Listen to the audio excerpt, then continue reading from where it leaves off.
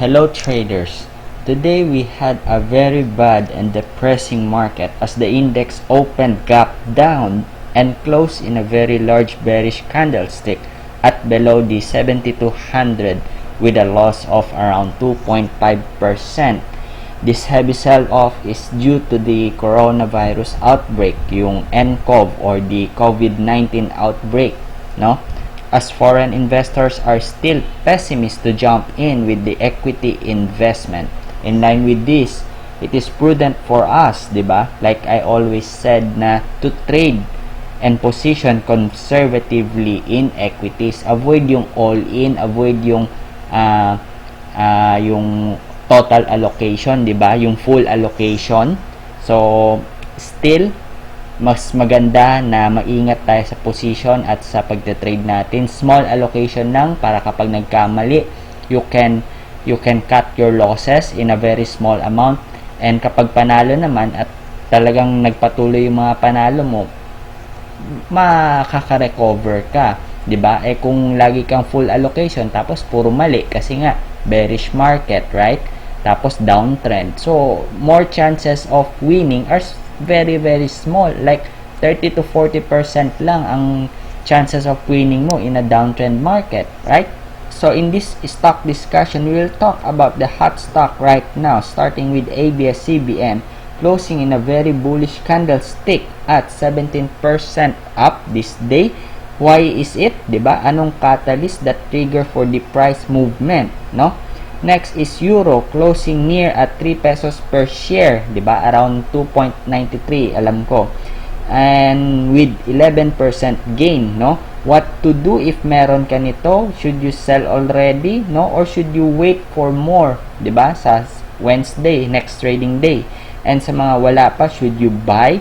If maalala nyo, I already told you to add Euro in your watch list because it might bounce back as volumes dries up, diba? Last Saturday, last session natin, I already told you to watch out for Euro, right? The next is fruit, diba? Breaking down the significant 20-day moving averages, closing in a very large bearish candlestick, no? Thus, the coronavirus has the relationship on why the fruit is going down right now, diba? Next is ABA and its dividend, and PX lastly add to your watch list. So medyo mahaba-haba ang discussion natin to prepare you for the next trading day on Wednesday since bukas is holiday. So sana hindi kayo makatulog sa discussion natin. Okay?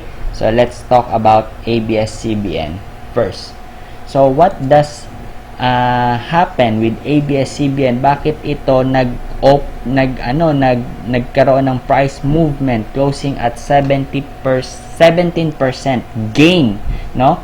As you already know na I discussed last Saturday na I am not convinced or I am not pessimistic to trade with ABS-CBN. However, I already told you na things might change as a new development might be in progress, diba, doon or regarding doon sa franchise nila, diba, na sabi ko may Sunday pa and then may Monday pa na whatever the development, it might change. So again, the bottom line of this is to inform you para sa susunod na stock na may mga ganitong price movement, at least alam nyo na how to make decisions, diba?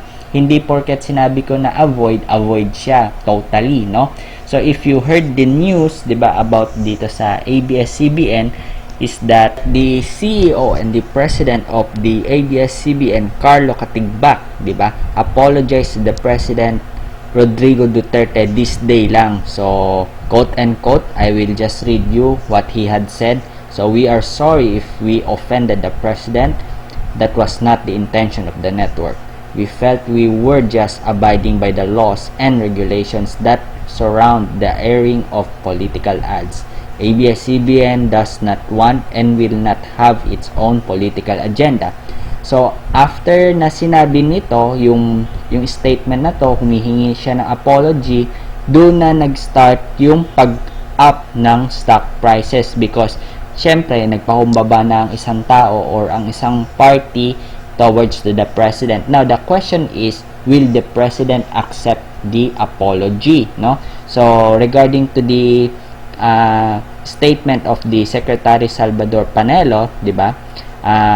Secretary, quote and quote, "I'm gladly, finally, ABS-CBN has admitted its shortcoming to the president."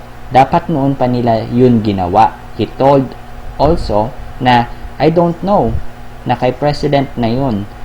It's personal to him.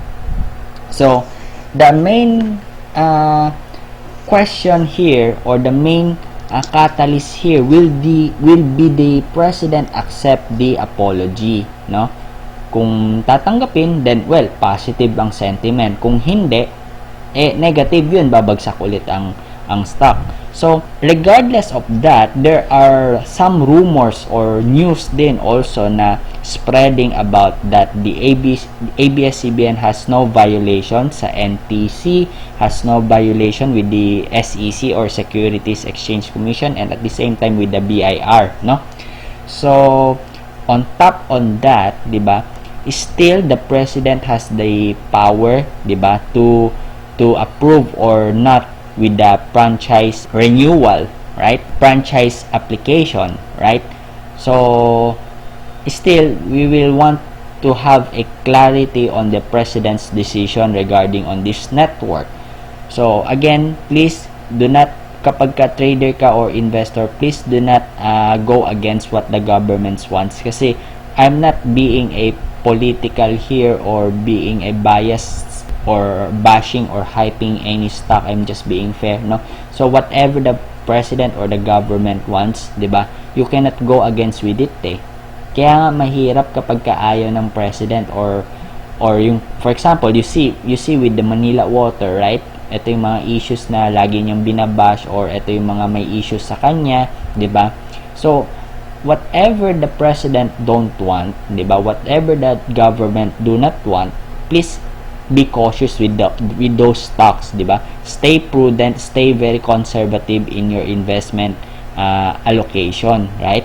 So with this ABS-CBN, may issue ito, so we will just wait for the reply of the president, na sa tingin ko kung magre-reply man ito, it will not do it on the publicly, no? Hindi niya sasabihin sa public yan. It might subtle, no, silently approve the franchise kung tatanggapin niya yung apology ng network or yung ABS-CBN. Now the question there is, kung hindi ka nakabili, late mo na nalaman tong balita, di ba? Closing na yung market, hindi mo alam.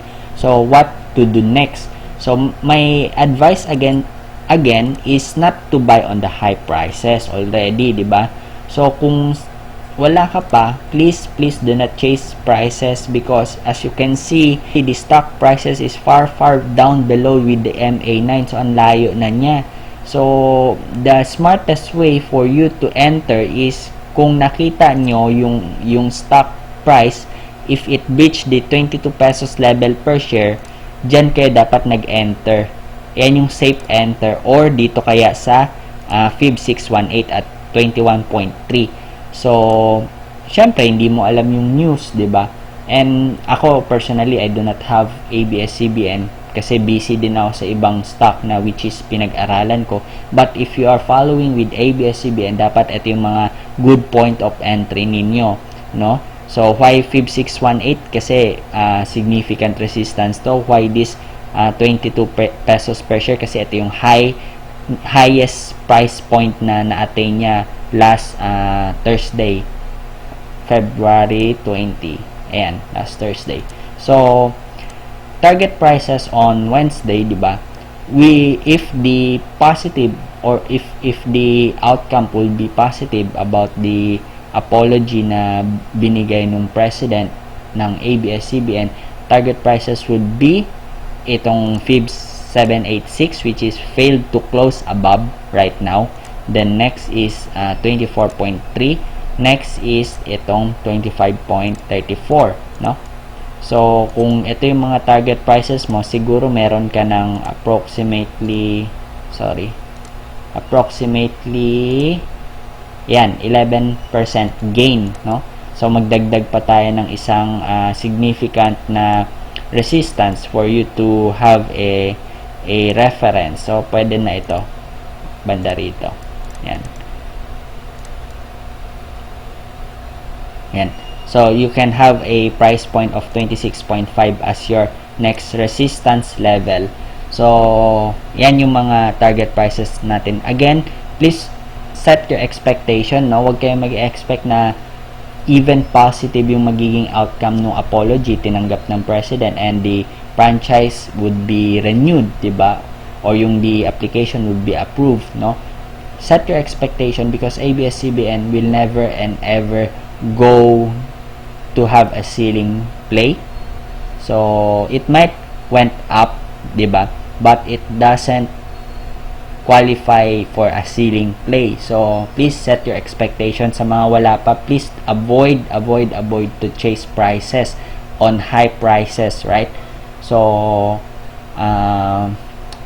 if you really want to trade, please trade in a very small amount, right? So kung total allocation nyo again is 100,000, trade not above 30% or 20%, as in konti lang, at least para kapag natalo kayo hindi ganun ka very significant na masakit sa mata nyo, right? Kapag pula, and at the same time we remember that we are now in downtrend, no?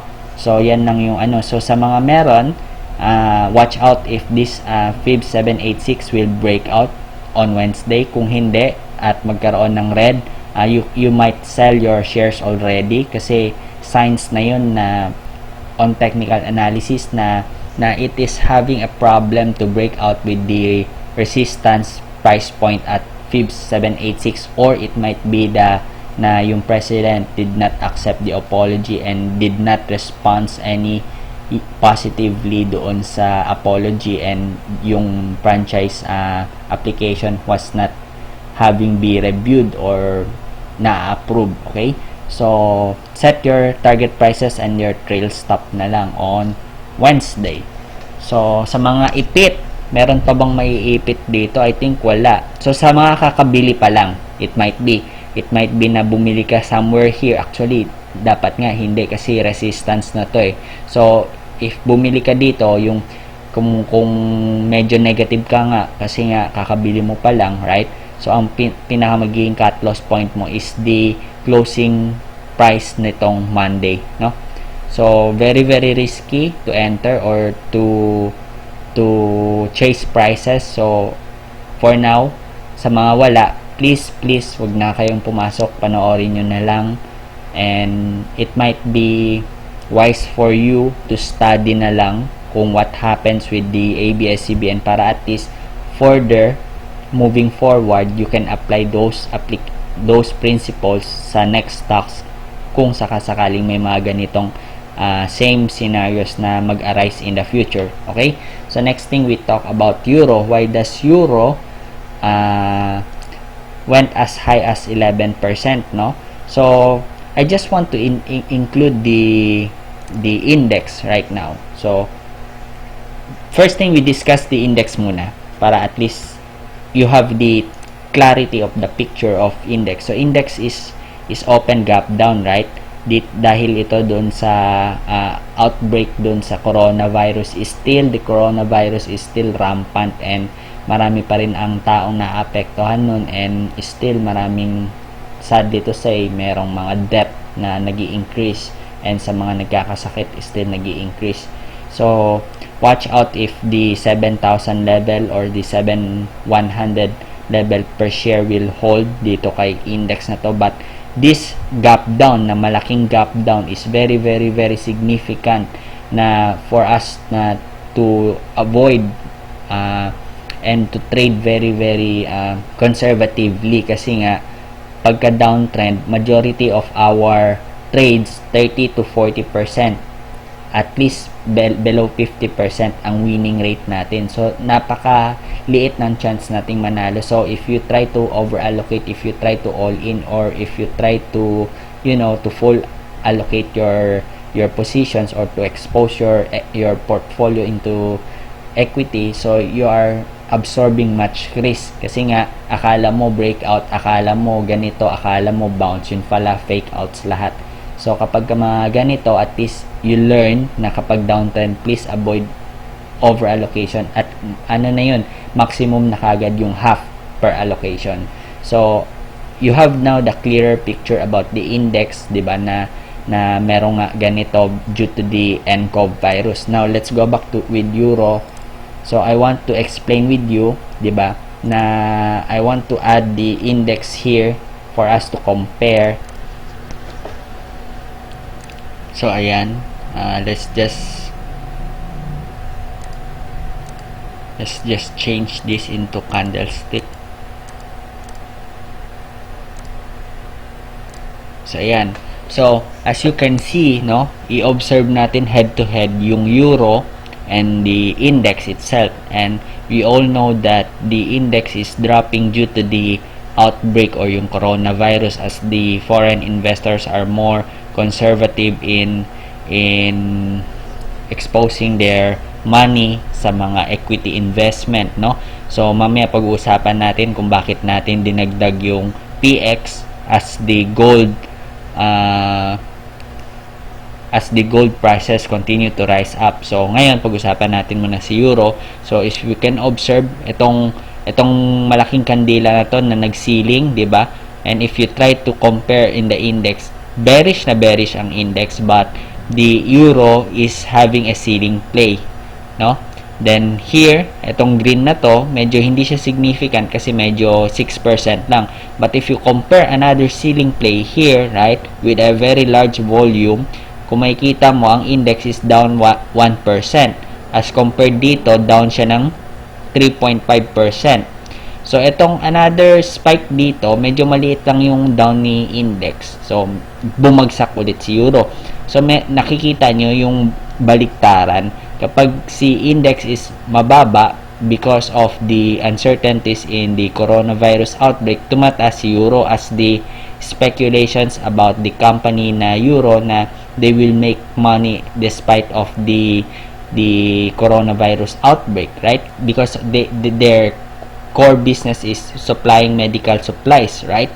So if you want to know more details about it, please watch my euro stock related video, because doon napaliwanag ko nung mga nakarang araw kung bakit siya nag-ceiling play, and you might have get a right trading strategies also kung paano natin plinano yun way back then.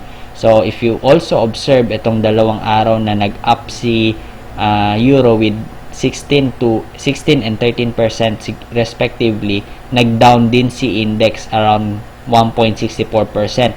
Ngayon ito merong gap down around 2.5%, nag-up naman si euro ng 11%, no? So watch out, 'di ba? So as I already told you last Saturday, watch out if itong Fib 618 mag-bounce back, no? So maaring false out lang to, hindi to legit na breakdown. So kung nakapasok ka dito sa Fib 618, good for you, no? Pero ako, alam ko hindi ako dito nakapasok, somewhere here sa green na to, 2.76, then nag-add ako around at 3 pesos or near 3 pesos per share. So nag-add pa ako dyan, no? So pag nag-add ako in tranches, medyo maliit na yung pangalawang add.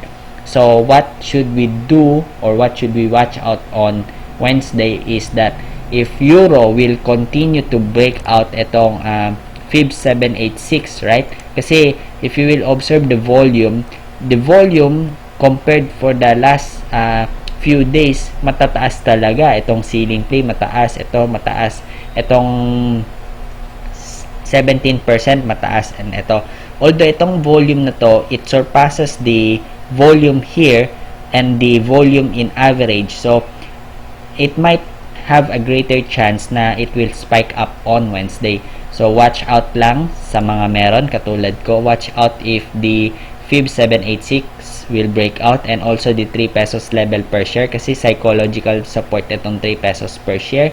Then watch out if this 3.10 will hold, 'di ba? Will break out kasi if you will observe, the highest price point is 3.12 but failed to hold the 3.10 pesos per share. So in that case, we can see some sort of confluence, 'di ba? Nagtutugma-tugma yung mga studies natin, no? So next thing is 3.3 pesos per share or itong 3.35, whichever it is, pwede din yan. So yan yung watch out natin. Then 3.7 pesos per share. Then observe also if it will break out the highest price point na hit or na reach niya at 3.79 pesos per share, no? So with that respect, kung mag-open man ng positively on Wednesday, you might have around 30% gain kung ma-hit niya ito, and more likely kapag na-hit niya itong highest price point, more likely there is a large potential or large percentage na it will have another ceiling play. So again, trail stop na lang, set your expectations and your cut loss prices, no? So yan yung sa mga meron. Sa mga wala pa, observe if Wednesday it will open gap up and surpassing the FIB 786 price point per share. Mas maganda kung above 3 pesos per share at mag-hold yung 3 pesos per share. That's the time you enter and you accumulate conservatively, okay? So konti lang because we are playing on a downtrend market, so the risk is very very high and your chances of winning is around 30 to 40% lang. So avoid all in, set your expectation. Wag nyo iniisip na magsisiling play to. Dapat lagi kayong pessimist kasi nga downtrend. So yan, kapag ka nag-gap up, kung wala ka, you can test buy kasi nga itong euro na to is isa sa mga watchlist and favorite ko talaga i-trade, no? So yun, as you can see nga pala, di ba, if we try to compare head to head euro and MB, wala na si MB, di ba? So yung mga nakaraang araw dito, MB naglalaro siya. So it is just the conviction lang nung trader na yun, kaya nga simulat sa pool pa lang, I already told you na I am not confident and comfortable to trade MB, although I know a lot of traders, yung iba student, they earn some decent income sa MB, pero it is just not me. So trade your plan lang. Kung ano yung pinag-aralan mo, ano yung in-study mo, ano yung discussion natin ngayon, you just follow those plan, okay? So euro, watchlist pa rin yan kung ano yung magiging action neto on Wednesday, right? So next thing, pag-usapan natin si fruit. So ano yung relationship ng NCOB kay fruit? As we all know, di ba? So close na natin to. As we all know, fruits end up with a negative 7% losses, no? Breaking down the MA20. So what should we watch out if etong FIBS 50 will hold at price point of 1.75 pesos per share? Kung makikita mo ito, ang lowest price niya is 1.75 na medyo nag-hold siya within the intraday with a very low volume. Let's see if this FIBS 50 will hold. Kaya pansin nyo, hindi ko binubura yung mga charting overlay natin kasi nare-recycle yan, nagagamit natin on the next trading plan. So yan yung mga significant to watch out. So sa mga meron, 'di ba, dapat you already take your profit. Kung nabili nyo sa mababang price, you might take profit on the MA20 breakdown, or kung nabili nyo sa somehow higher prices, kunwari at 2 pesos, dapat pag breakdown pa ng 2 pesos, cut loss ka na. Or kung medyo alanganin ka, 'di ba, cut loss ka ng MA20, no? So medyo malalim na to kaya nga dapat hindi ka nagpo-full allocation. Ngayon, kung medyo hawak mo pa siya until now, watch out na lang itong FIBS 50 if this will hold, no? Those coronaviruses are just temporarily, 'di ba? Temporary lang 'yan. Kapag ka meron ng solution diyan, may cure na, the market will perform positively na, and I believe na itong coronavirus lang yung nagda-drag down sa economy natin, sa market natin, no? As the market or as the investors overreact about the health issue na outbreak, no? So next thing, we talk about the ABA, 'di ba? As you know, meron ako neto, and yes, I'm qualified with the dividend, but unfortunately, ABA closes with a negative 2% losses, no, at 0.86, no. So alam ko somewhere here yung price point na nabili ko. Ngayon, watch out if ABA, of course, on Wednesday it will open gap down. So ano ka na lang, set your cut loss point na lang na wherein yung cut loss point mo or cut loss price mo will not surmount the dividend na matatanggap nyo. So kunwari ang cut loss nyo is negative 3,000 pero yung dividend mo around 4,000, you might cut your losses already kasi yung dividend na 4,000 mo is subjected to 10% tax pa. So yung 4,000 mo na yun, mababawasan pa ng 400 pesos yun, and your take home is around 3,600 na lang. So if you cut your losses at 3,000, meron kang 600 pesos na gain pa rin. So ganun yung magiging trading plan natin. Or if hindi na hit yung trail stop mo, 'di ba? You just try to compute it by yourself na hanggang ito lang yung price point na kunwari na pagka na hit to, benta mo na para at least meron ka pang gain kahit nag-cut loss ka because yung dividend mo is much higher than your cut loss price. Ngayon, so kung hindi naman na hit yung trail stop mo, you might hold, and the target prices will be pwedeng itong 0.94, pwede din itong 1 pesos per share. So pwede din itong mga minor resistance at 0.91 pesos per share. So double double bonus mo na lang yun na kapag nag-up at nag-green yung portfolio mo. So may dividend ka pa intact, and at the same time you gain a very small amount from this trade, no? So again, ang pinaka bottom line is compute if kung hanggang saan yung threshold nyo na kahit mag-cut loss kayo, yung cut loss price nyo, yung may incur na losses is much lower than the dividend that you will receive on April, I think. Ayan, or almost April, no? So check nyo kung 6,000 yung dividend nyo, dapat yung cut loss mo is below 6,000. And yung 6,000 na dividend nyo is subjected again to 10% tax. So i-minus mo na rin yun para at least hindi kayo magkagulatan na, 'di ba? Sagad-sagad yung nyo tapos nalugi pa kayo. Okay? So next thing is PX. Why I want you to add this PX in the watch list. So if we will try to observe the international market, 'di ba? So wait natin, check natin itong investing.com. So this is the website or the tool that I use, or my charting tool when I want to look for international price action like gold, 'di ba? So let's see about gold. Alam ko GL 'yon. Ay hindi, GC, right? Ayan, gold. So as you can see, gold opened gap up, right? 'Di ba? Breaking down the high dito at 6,100 price resistance level, right? So nag-gap up to because the coronavirus is a global phenomenon, diba?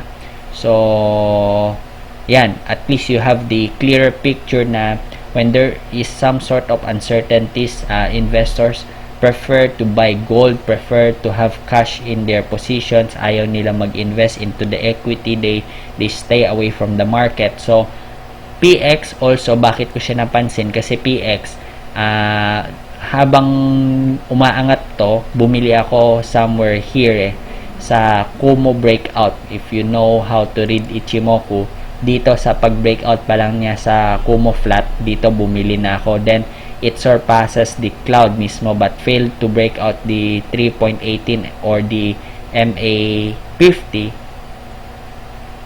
MA100 at 3.19 pesos per share.